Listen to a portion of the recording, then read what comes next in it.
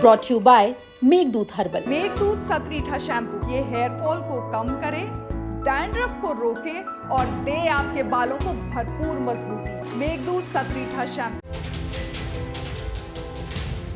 अयोध्या के हनुमानगढ़ी मंदिर के महंत राजू दास आजकल अखिलेश यादव और उनके परिवार को अपशब्द बोलने को लेकर चर्चा में हैं।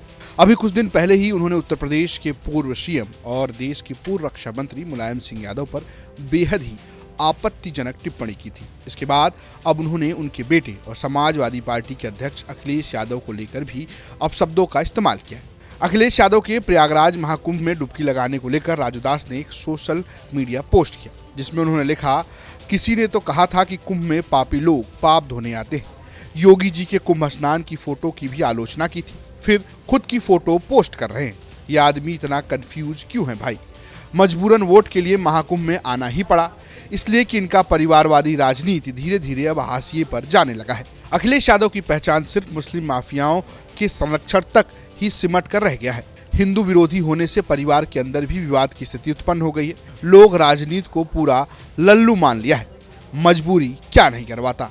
एक होता है दोगला, फिर आते हैं केजरीवाल और इन सब के बाद आते हैं अखिलेश यादव। दोगलेपन और मक्कारी की 3rd डिग्री। गुड़ खाए गुलगुले से बैर धरे वाला हाल इन सपा के कसाईयों का।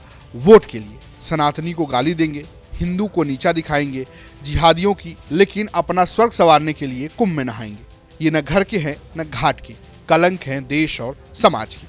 दरअसल 26 जनवरी यानी गणतंत्र दिवस के दिन अखिलेश यादव प्रयागराज के महाकुंभ में स्नान के लिए पहुंचे थे। उन्होंने 11 बार डुबकी लगाई और इसके बाद अखिलेश यादव ने स्नान की तस्वीरें भी साझा की। इसे शेयर करते हुए अखिलेश यादव ने लिखा कि महाकुंभ 144 साल में एक बार आता है, वो भी संगम के किनारे ही, मतलब जीवन में एक बार, और फिर वो नदियों के मिलने के स्थल पर। इसलिए इससे ये संकल्प लेना चाहिए कि हमें जीवन में जो मिला है वो अलग अलग दिशाओं से आती हुई धाराओं के मिलन से ही अपना सही अर्थ और मायने पा सकता है।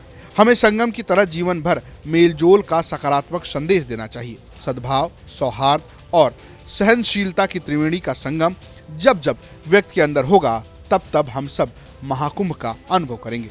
अब इन तस्वीरों को लेकर राजू दास लगातार अखिलेश यादव और यादव परिवार पर बिलो द बेल्ट हमला कर रहे हैं। इससे पहले राजू दास ने मुलायम सिंह यादव को लेकर भी बेहद आपत्तिजनक टिप्पणी की थी। राजू दास ने मुलायम सिंह यादव की कुंभ में लगी मूर्ति की तस्वीर शेयर करते हुए लिखा था कि अगर आप कुंभ के मेले में जा रहे हैं तो इस कठमुल्ले के ऊपर जरूर के जाएं। इसको लेकर अखिलेश यादव ने एक जवाब दिया। उन्होंने लिखा, जैसी संगत की वारी वैसे कह गए सब संत ज्ञानी। लेकिन इसके बाद भी लगातार राजू दास इसी तरह के कमेंट कर रहे हैं। माना जा रहा है कि इस तरह की बयानबाजी का असर अयोध्या जिले के आने वाली मिल्कीपुर सीट के उपचुनाव पर भी पड़ सकता है, क्योंकि वहां बीजेपी यादव वोटों में सेंधमारी की कोशिश कर रही है। मुलायम सिंह यादव की छोटी बहू अपर्णा यादव भी प्रचार के लिए जा चुकी हैं। तब उन्होंने राजू दास के बयान की आलोचना भी की थी। मुलायम सिंह जी पर अभद्र टिप्पणी की है। आपके परिवार से भी मुलायम सिंह जी हैं और साथ ही साथ, हालांकि राजनीति में आप अलग अलग हैं, लेकिन एक पर्सनली आप कैसे देखते हैं? मेरे को बहुत खराब लगा, मुझे अच्छा नहीं लगा बिल्कुल भी कि उन्होंने इस तरह से क्यों किया, किस लिए किया, क्या मंतव्य था, क्यों ऐसा लिख गए, कहाँ इनसे इस तरीके की अभद्र बात निकल गई। जो व्यक्ति हनुमान जी के दास हों, जो व्यक्ति हनुमान जी की पूजा करता है, उसका तो अहम होता ही नहीं है। उसका सर्वस्व जो है राम जी के चरणों में अर्पित होता है। तो मुझे नहीं पता कि इस तरीके से उन्होंने क्यों बात करी। और वैसे भी सनातन परंपरा में मेरे ससुर जी हैं, मेरे पिता स्वरूप हैं, और मैं तो यही कहूँगी कि जो है कोई भी व्यक्ति जब दिवंगत हो जाता है, ये राम जी की कहते हैं ना टीचिंग्स में से आता है कि हमारा शत्रु भी अगर उसका देहांत हो गया तो उसको पूरे जो है सम्मान के साथ उसकी अंत्येष्टि क्रिया करनी चाहिए। उसके बाद भी उसके बारे में अच्छा ही बोलना चाहिए। लेकिन जिस तरीके से राजू दास बयानबाजी कर रहे हैं, उससे यादव वोटों के ध्रुवीकरण की संभावना बनती है। और अगर मिल्कीपुर में पाशी मुस्लिम यादव वोटों का ध्रुवीकरण सपा के पक्ष में होता है तो बीजेपी के लिए सीट फंस सकती है, जिसको लेकर पूरी भारतीय जनता पार्टी और योगी आदित्यनाथ समेत सभी मंत्री जीतने की कोशिश में लगे हुए हैं। क्योंकि लोकसभा में अयोध्या यानी फैजाबाद की सीट हारने के बाद मिल्कीपुर के जरिए बीजेपी एक वापसी की उम्मीद कर रही है। ऐसे में ऐसी बयानबाजी का असर चुनाव पर भी पड़ सकता है। ब्यूरो रिपोर्ट, यूपी तक।